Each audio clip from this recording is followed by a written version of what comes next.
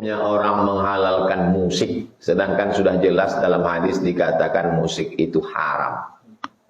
Mana hadis yang mengatakan musik haram? Tunjukkan sama saya. Mana hadis yang mengatakan musik itu haram?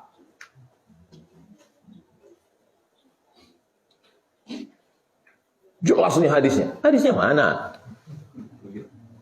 Teruskan. Makanya tak bisa mengambil hukum dari satu hadis.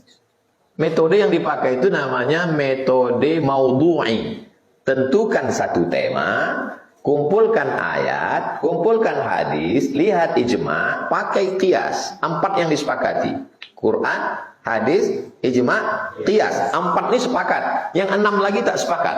Saddu zara'i, qaulu sahabi, syar'u man qablana, istihsan, istishab, urf. 10 dasar pengambilan dalam Islam. Bukan dari satu hadis. Tak bisa kalau diambil dari satu hadis. Nanti kalau antum mengambil hukum dari satu hadis, antum bingung sendiri. Saya mau kasih contoh orang mengambil hukum dari satu hadis. Innal mayyita la yu'adzabu bibukai ahlihi. Mayat diazab karena keluarganya nangis. Oh, Mak, kenapa kau meninggal, Mak? Mayat diazab karena keluarganya nangis. Itu kalau antum pahami hadis itu error antum. Yang meninggal siapa? Suaminya. Yang menangis bininya. Kenapa pula abang itu diazab bininya menangis? Udahlah dia mati diazab pula lagi. Bininya pun menangis karena harta warisan itu tak banyak. Makanya tak bisa mengambil hukum dari satu hadis. Tema yang dipakai adalah tematik. Kumpulkan semua ayat hadis. Hadis ini batal dengan ayat wala taziru waziratun wizra ukhra. Orang tidak memikul dosa orang lain. Yang menangis kan bininya. Kenapa pula lakinya diazab? Apakah dosa bini bisa dipikul suami? Mana bisa? Jadi memahami hadis itu pahami secara utuh. Jadi ceritanya begini dulu. Orang jahiliyah menandakan prestasi tinggi, kaya. Semakin banyak orang nangis waktu dia mati, maka dia strata sosialnya tinggi. Kalau yang nangis 2 orang, itu kelas bawah. Tapi kalau yang nangis rame, hebat. Maka dibuatlah namanya grup nangis. Saya masih mendengarkan musik, Ustadz, dan agak susah untuk meninggalkan musik. Mohon penjelasannya kenapa sih musik itu haram? Bukankah banyak dai-dai syiar menggunakan musik dan lagu, Ustadz? Tentunya Ibu, dalil kita bukan dai, dalil kita Al-Quran dan hadis. Adapun dalam hadis, telah banyak hadis menunjukkan akan haramnya musik. Yang pertama, Rasulullah SAW bersabda dari Bukhari dan Sahihnya, la yastahillanna aqwamun min ummati al-hira wal-harira wal-khamra wal-ma'azif. Sungguh benar-benar akan ada dari umatku yang akan menganggap halal arak, zina, sutra, dan alat-alat musik.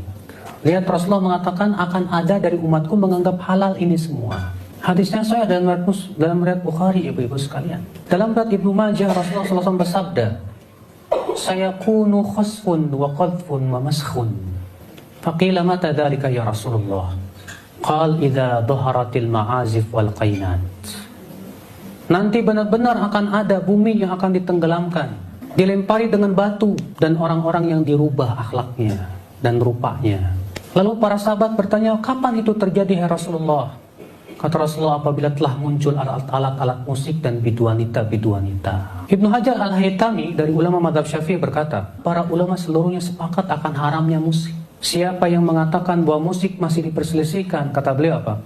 Sungguh ia telah bodoh dan mengikuti hawa nafsu. Karena sebetulnya betul kalau kita perhatikan, seluruh ulama dari kalangan sahabat, tabi'in, tabi'ut tabi'in, semua sepakat akan haramnya apa? Musik. Yang menghalalkan itu hanya Ibnu Hazm, dan Ibnu Hazm ini muncul setelah terjadinya ijma'. Sehingga pendapat Ibnu Hazm ini bertabrakan dengan ijma'. Dan setiap pendapat yang bertabrakan dengan ijma' itu tertolak, ibu-ibu sekalian. Makanya kita jangan melihat siapa yang mengamalkan, tapi lihat dalilnya yang berasal dari Allah dan Rasulnya. Memang Bu ya, kalau ibu terbiasa musik-musik, pas mendengar musik haram ibu merasa heran, sepi amat dunia tanpa musik. Tapi kalau kita terbiasa baca Quran, menikmati Al-Quran, lewat tuh musik Bu. Kita akan lebih menikmati Al-Quran daripada mendengarkan apa? Musik. Makanya Al-Quran itu lebih indah di hati sebetulnya kalau kita mau apa? Mentadaburinya, mempelajarinya, membiasakannya. Bahkan Ibnu Qayyim berkata apa Bu? Tidak akan bertemu dua cinta dalam hati seorang hamba. Cinta Al-Quran dan cinta nyanyian. Orang yang sangat cinta nyanyian, dia tidak akan cinta Al-Quran. Walaupun mulutnya berkata saya cinta, tapi hatinya tidak akan seperti itu. Sekarang ibu mau pilih mana, cinta yang nyanyian apa Al-Quran? Gak bakalan ketemu Bu. Kalau ibu berkata saya pengen cinta dua-duanya, gak mungkin. Ibu harus salah satunya ya. Bahkan Rasulullah SAW sabda apa? La an yumla'a batnu ahadikum sadidan khairun lahu min an yumla'a syi'ran. Lebih baik perut seseorang dipenuhi oleh nanah daripada dipenuhi nyanyian. Itu hadis sahih dari Bukhari dan Muslim Ibu. Pernah suatu ketika Ibu, Rasulullah SAW sedang berjalan dengan sahabat, dan hadisnya sahih juga Bukhari dan Muslim. Rupanya Rasulullah mendengar ada orang yang sedang nyanyi. Apa kata Rasulullah SAW? Khudhu, tangkap dia. Fa innahu syaitan, karena dia setan. Lalu Rasul bersabda yang disebutkan saya tadi hadisnya. Lebih baik perut seseorang dipenuhi dengan nanah daripada dipenuhi dengan apa? Nyanyian. Lebih baik mana Bu? Dipenuhinya dada kita dengan Al-Quran atau dengan nyanyi? Ya, tentu dengan Al-Quran. Allah mengatakan nurun ala nur, cahaya di atas. Kata para ulama artinya cahaya iman ketika dimasukkan Al-Quran, hati yang beriman kepada Allah, ketika ia dimasukkan padanya Al-Quran, maka bertemulah dua cahaya. Cahaya iman dan cahaya Al-Quran, maka bertambahlah cahaya di atas cahaya itu ibu-ibu sekalian. Tapi coba kalau dada ibu ya penuhnya nyanyian, ya nggak ada manfaatnya juga. Maka dari itulah ibu, kita berusahalah semaksimal mungkin untuk menjadi para pencinta Al-Quran.